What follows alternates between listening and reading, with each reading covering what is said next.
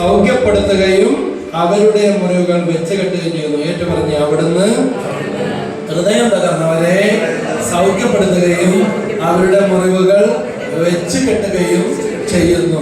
Hallelujah, hallelujah, hallelujah. കഴിഞ്ഞ ദിവസം ഫിലിച്ചേട്ടൻ്റെ ഭാര്യ ഫിലിച്ചേച്ചി എന്നോട് പറഞ്ഞ കണ്ണിന്റെ പ്രശ്നം ഇങ്ങനെ പറഞ്ഞു. അപ്പൊ ഞാൻ ചോദിച്ചു, ഇവിടെ നിന്ന് വചനം പറയുമ്പോ പടപടാന്നെടുത്ത് ഫിലിച്ചേച്ചി എടുത്ത് വായിക്കുന്നുണ്ടല്ലോ, നല്ല സ്പീഡാ, നല്ല ഫ്ലോ ആണെന്ന് പറഞ്ഞപ്പോ പറഞ്ഞു അതെല്ലാം ഒരു അഡ്ജസ്റ്റ്മെന്റ്, ദൈവത്തിന്റെ ഒരു കൃപയെന്ന് പറയൂലേ, എങ്ങനെ എടുക്കുകയും എത്രയും അതൊരു കൃപയാണ്. കണ്ണിന് ആകെ പ്രശ്നമാണ്. ഇപ്പോഴും കണ്ണിന്റെ ട്രീറ്റ്മെന്റ് ചെയ്തിട്ട് ആളെ വീട്ടിൽ കൊണ്ടുപോയി ആക്കിയേക്കണേ. പക്ഷെ ദൈവത്തിന്റെ കൃപയാൽ ആ വചനം പറയുന്ന സമയത്ത് അത് ദൈവത്തിന്റെ കൃപയാൽ അത് പടപടാന്ന് പറഞ്ഞ് വായിച്ചു തരാനായിട്ട് സാധിക്കാണ്. ഹല്ലേലൂയ, യേശുവേ നന്ദി. അപ്പോ കർത്താവിന് നന്ദി പറഞ്ഞ് പ്രാർത്ഥിക്കാനാണ് തിരുവചനം. നമുക്ക് രണ്ട് കരങ്ങൾ ഉയർത്തിപ്പിടിച്ച് ദൈവം നമ്മുടെ കൂട്ടായ്മയിലും കടന്നു വന്നുകൊണ്ടിരിക്കുന്നവരും വരാൻ പറ്റാത്തവരും ഇന്ന് പ്രാർത്ഥിക്കണേ എന്ന് പറഞ്ഞവരും അനുഗ്രഹങ്ങൾ കിട്ടിയത് വിളിച്ചു പറഞ്ഞിരിക്കുന്ന പലരുമുണ്ട്.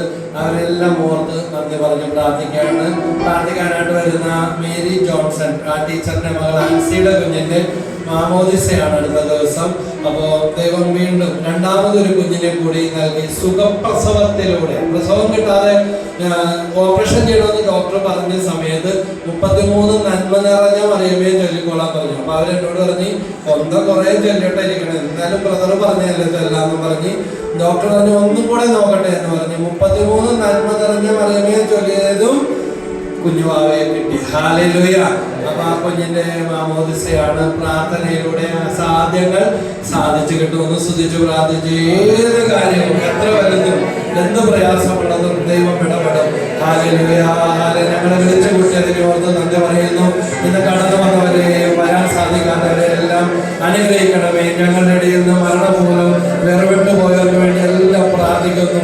പ്രതികൂലങ്ങൾ യേശുനാമത്തിൽ അനുകൂലങ്ങളായി മാറട്ടെ. ഈ പ്രോഗ്രാം കാണുന്നവരെ